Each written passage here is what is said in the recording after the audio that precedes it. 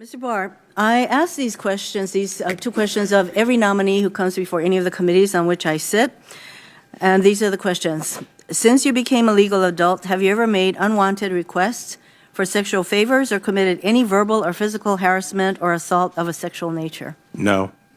Have you ever faced discipline or entered into a settlement related to this kind of conduct?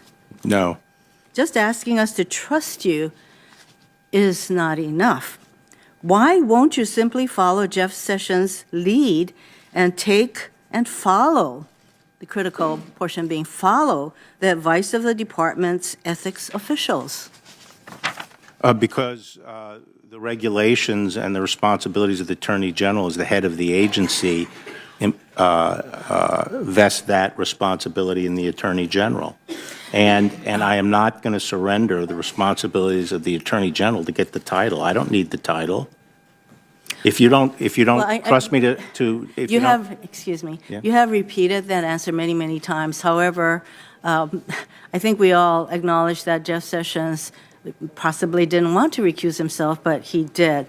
And so you have it within your power to follow the ethics advice of your own department, and you're telling us you're not going to. So that is the bottom line. No, Senator, I think Jeff Sessions recused himself because of a different provision, which was the political conflict provision.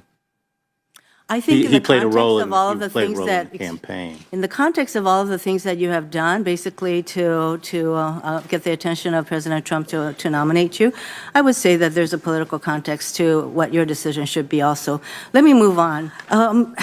You were asked about the investigations that are going on in the Southern District of New York, the Eastern District of Virginia, the District of Columbia, and there are various investigations brought by various U.S. attorneys' offices relating to the activities of Donald Trump, his campaign, his inauguration, his foundation, his businesses, his families, his associates.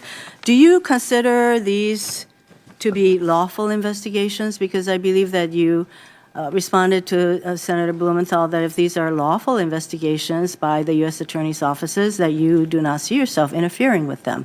I have no reason to think they're not lawful investigations, whatever they are.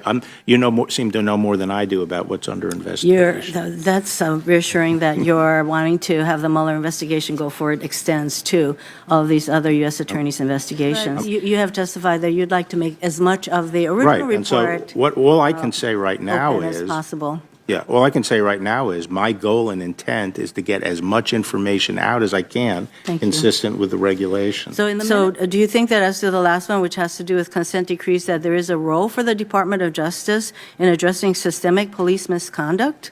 No, you don't see much of a role in that, or you see a more limited role? That's your characterization of it. That's not what I understand the policy to be. Of course, the department has a role on pattern and practice violations. So the Attorney General Sessions has issued a rule that makes it a lot tougher to enter into these kinds of decrees. Why do you say it's a lot tougher? Because it's not just relying on the career attorneys, that now it goes to the deputy AG or whoever. There are more political appointees who are going to get involved in that process, and that makes it much more limited, I would say, in utilization. Thank you, Mr. Chairman.